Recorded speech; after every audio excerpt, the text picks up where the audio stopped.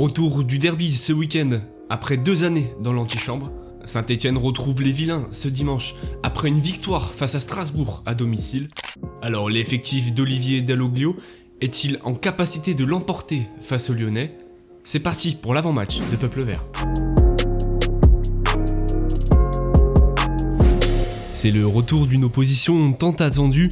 La SS était encore reléguée en Ligue 2 la saison dernière, mais après avoir acquis sa promotion au forceps, les Stéphanois retrouvent enfin la Ligue 1.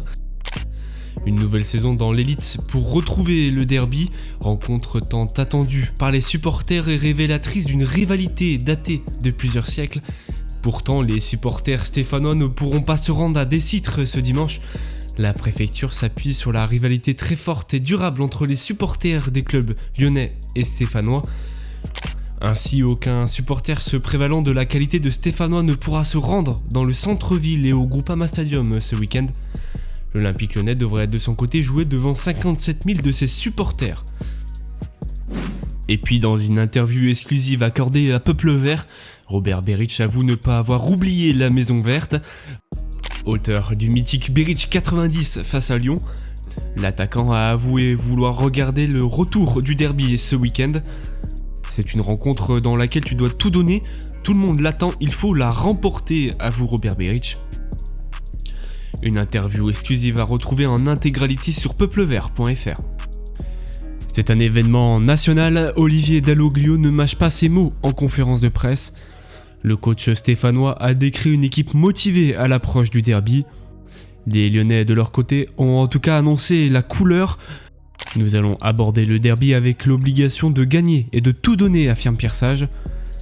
Le défenseur Warmed Omari évoque même une question de vie ou de mort. Et puis retour sur l'état de forme des deux équipes. L'Olympique Lyonnais aborde la rencontre de ce week-end après 4 rencontres consécutives sans victoire. Neutralisés par Auxerre il y a 2 semaines, les Gaunes se sont fait systématiquement rattraper au score face aux récents promus. Meneuse avant l'entrée au vestiaire, Lyon se fait immédiatement punir au retour. Et si Miko Tadze double la mise à la 62e, Ahmed Traoré remet les compteurs à 0 10 minutes plus tard. Le coach lyonnais Pierre Sage a évoqué la difficulté de sa formation à déséquilibrer un bloc auxerrois bien en place. En manque d'efficacité dans les derniers mètres, les Lyonnais ont manqué de solidité face aux tentatives auxerroises. Une frustration partagée par Pierre Sage après le match nul obtenu face au LOSC. Lille aurait mérité de mener beaucoup plus largement au vu de notre prestation, avoue ce dernier. Jonathan David profite d'ailleurs d'une erreur de la défense sur pressing haut pour ouvrir le score en faveur des Dogs. Réveillés en seconde mi-temps, les Lyonnais n'ont joué que 45 minutes de la rencontre. Les Gaunes inversent en effet la tendance au retour des vestiaires.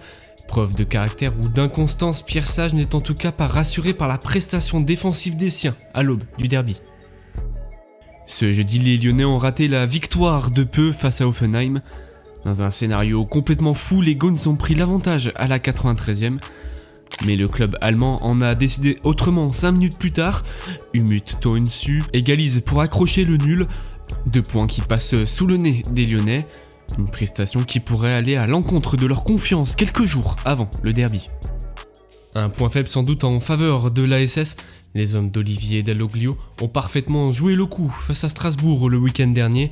Après une défaite 4-2 face à Angers, alors concurrent direct au maintien, les Verts ont gagné la bataille tactique face à la formation de Liam Rosseignor.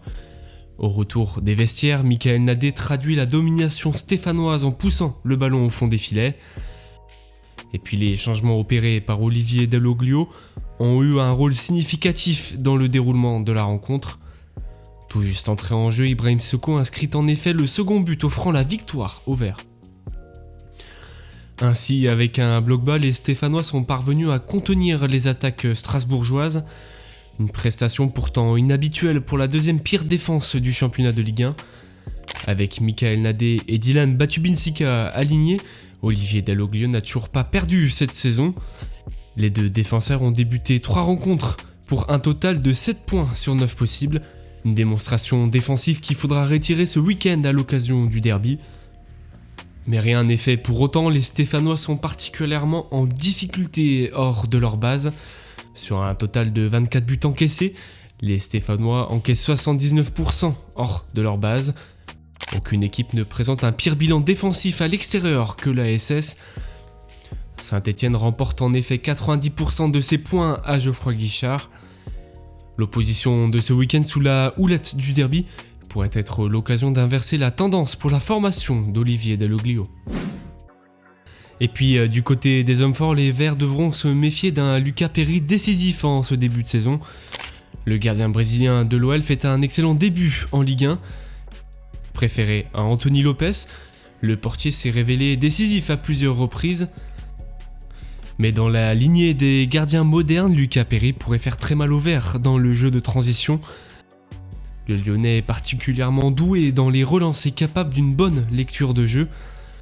Face au Havre, le portier pointe à la deuxième place au nombre de passes atterrissant dans le dernier tiers.